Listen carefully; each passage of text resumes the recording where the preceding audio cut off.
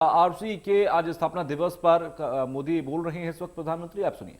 विषय खड़ा होगा ही और इसलिए हम हर योजना का लाभ सभी तक पहुंचे इस लक्ष्य को लेकर चल रहे हैं।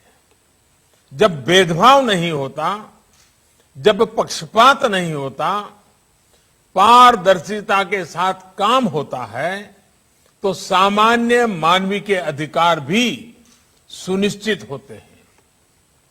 इस 15 अगस्त को देश से बात करते हुए मैंने इस बात पर बल दिया है कि अब हमें मूलभूत सुविधाओं को 100% सैचुरेशन तक लेकर जाना है।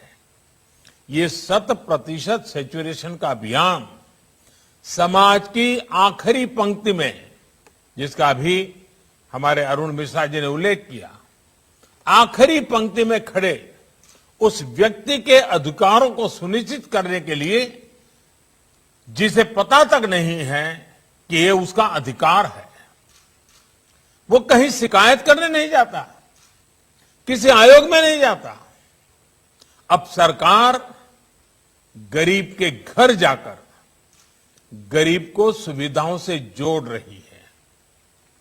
साथियों, जब देश का एक बड़ा वर्ग अपनी आवश्यकताओं को पूरा करने में ही संघर्षरत रहेगा तो उसके पास अपने अधिकारों और अपनी आकांक्षाओं के लिए कुछ करने का ना तो समय बचेगा, ना ऊर्जा और ना ही इच्छा शक्ति। और हम सब जानते हैं, गरीब की जिंदगी में हम अगर बारीकी से देखें तो जरूरत ही उसकी जिंदगी होती है और जरूरत की पूर्ति के लिए वो अपना जीवन का पल पल, शरीर का कण कण खपाता रहता है। और जब जरूरत पूरी ना हो तब तक तो उसको ये अधिकार के विषय तक वो पहुंच ही नहीं पाता है। जब गरीब अपनी मूलभूत सुविधाओं, और जिसका भी अमित भाई ने बड़े विस्तार से वर्णन किया, जैसे शौचालय, बिजली, स्वास्थ्य की चिंता, इलाज की चिंता, इन सब से जूझ रहा हो और कोई उसके सामने जाकर उसके अधिकारों की लिस्ट गिनाने लगे तो गरीब सबसे पहले यही पूछेगा कि क्या ये अधिकार उसकी आवश्यकताएं पूरी कर पाएंगे।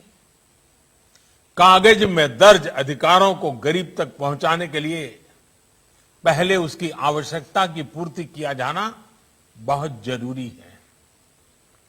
जब आवश्यकताएं पूरी होने लगती हैं तो गरीब अपनी ऊर्जा अधिकारों की तरफ लगा सकता है, अपने अधिकार मांग सकता है। और हम सब इस बात से भी परिचित हैं कि जब आवश्यकता पूरी होती है, अधिकारों के प्रति सतर्कता आती है, तो फिर आकांक्षाएं भी उतनी ही तेजी से बढ़ती है। ये आकांक्षाएं जितनी प्रबल होती है उतना ही गरीब को गरीबी से बाहर निकलने की ताकत मिलती है। गरीबी के दुष्चक्र से बाहर निकलकर वो अपने सपने पूरे करने की ओर बढ़ चलता है। इसलिए जब गरीब के घर शौचालय बनता है, उसके घर बिजली पहुंचती है, उसे गैस कनेक्शन मिलता है, तो ये सिर्फ एक योजना का उस तक पहुंचना ही नहीं होता, ये योजनाएं उसकी आवश्यकता पूरी कर रही हैं, उसे अपने अधिकारों के प्रति जागरूक कर रही हैं, उसमें आकांक्षा जगा रही है। साथियों, गरीब को मिलने वाली ये सुविधाएं उसके जीवन में डिग्निटी ला रही है, उसकी गरिमा बढ़ा रही है। जो गरीब कभी शौच के लिए खुले में जाने को मजबूर था, अब गरीब को जब शौचालय मिलता है तो उसे डिग्निटी भी मिलती है। जो गरीब कभी बैंक के भीतर जाने की हिम्मत नहीं जुटा पाता था, उस गरीब का जब जनधन अकाउंट खुलता है तो उसमें हौसला आता है, उसकी डिग्निटी बढ़ती है। जो गरीब कभी डेबिट कार्ड के बारे में सोच भी नहीं पाता था, उस गरीब को जब रुपे कार्ड मिलता है, जेब में जब रुपे कार्ड होता है तो उसकी डिग्निटी बढ़ती है।